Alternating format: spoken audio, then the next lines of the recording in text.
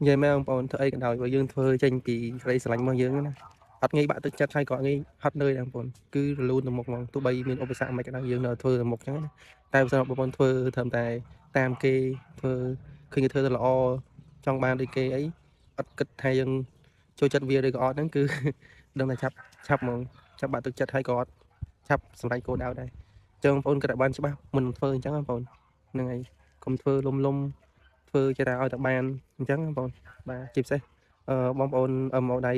ថ្មីហ្នឹងហើយគិតឲ្យបានច្បាស់ថាបងប្អូនចូលចិត្តអីហើយចង់ធ្វើពីអីចឹងទៅដូចខ្ញុំគិតច្បាស់ហើយក៏មិនជាលើកទី1ដែរខ្ញុំធ្វើ MO អញ្ចឹងវាច្រើនដងហើយក៏ធ្លាប់ធ្លាក់ច្រើនដងដែរអញ្ចឹងអឺជាការណែនាំក៏ដាស់តឿនអញ្ចឹងបងប្អូនបាទធ្វើឲ្យពិត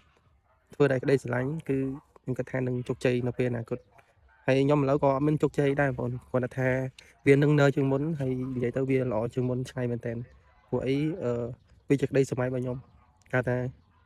បំណងខ្ញុំចង់ធ្វើវាអញ្ចឹងណាណាមួយខ្ញុំចង់លំហែអារម្មណ៍ហើយចង់ស្គាល់បងប្អូនច្រើនទៅតាមបណ្ដា Facebook ឬក៏ platform ផ្សេងៗអញ្ចឹងណាហើយហ្នឹងហើយចែករំលែកចំណេះដឹងតិចតួចដែលខ្ញុំធ្លាប់ធ្វើអីចឹងទៅបាទអញ្ចឹងដើម្បីឲ្យបានដល់គោលដៅបងប្អូនជាពិសេសបងប្អូនដៃថ្មីគឺត្រូវតែធ្វើចេញពីចិត្តហ្នឹងហើយធ្វើចេញពីចិត្តហើយកុំបខំមួយហ្នឹងហើយកុំបខំធ្វើចេញពីចិត្តអញ្ចឹងណាអញ្ចឹងអាហ្នឹងទើបយើងអត់បាក់ទឹកចិត្តហើយក៏វា smooth តាមតែអញ្ចឹងទៅបើសិនបងប្អូនធ្វើ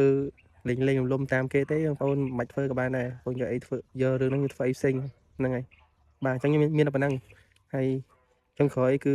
នៅតែផ្ដាំបងប្អូនថាស៊ូៗទាំងអស់គ្នាអរគុណច្រើន